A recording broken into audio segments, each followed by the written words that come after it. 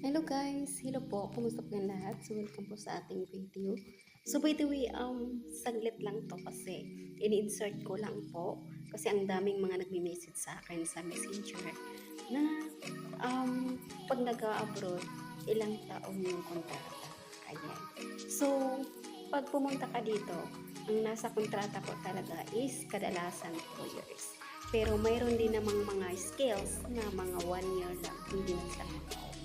Pero karamihan sa mga OFW na katulong, mga maid, mga trabaho sa bahay, or yung iba na nagtatrabaho sa company na skills, karamihan yan is 2 years talaga yung kontrata.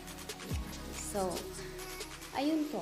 Tapos, ang mga gustong pumunta po dito, ayan, so sisiguraduhin niyo po na mapunta po kayo sa legal na agency. So, sa lahat ng mga nagtatanong sa akin na gustong magkaroon ng legal na agency, so mayroon akong alam, nandito ako sa ibang bansa ngayon. So, mayroon po akong mga alam na agency na tunay, may puso na handang tumulong sa lahat ng mga gustong pumunta dito, gustong maging OFW. Ayan. So maraming salamat sa lahat ng mga nag-like, nag-share at nag-view sa YouTube channel natin. So maraming salamat guys. Hindi man ako palaging gumagawa kasi ng video. Kasi nga po, di ba, sobrang dami nating inasikaso. So, nililibang ko yung sarili ko habang may ginagawa.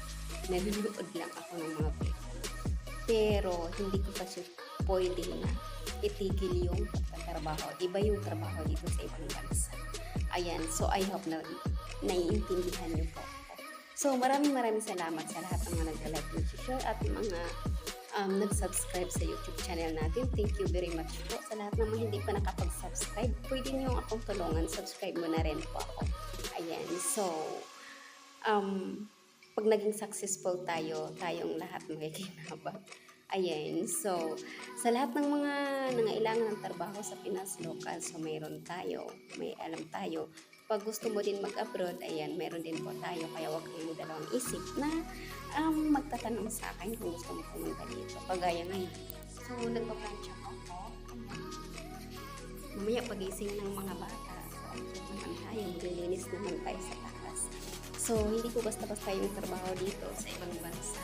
Kaya kung isa ka na nagpabalak ng OFW, alam mo na sa sarili mo na paghandaan mo, alam mo na sa sarili mo na yung trabaho dito, expect mo na sa sarili mo na iba yung trabaho dito. Ayan, swerte ka lang kung pa-share lang yung trabaho. Kasi nung nasa Saudi ako, hindi naman ganito sobrang hirap. Dito sobrang, masasabi ko talaga, bugbog na bugbog ka talaga. Pero depende din sa ibang amo. Pero dito sa amo ko, rolls talaga. Kaya in-insert ko lang pagbagawa ng mga video. So maraming salamat guys. Ingat po kayo palagi.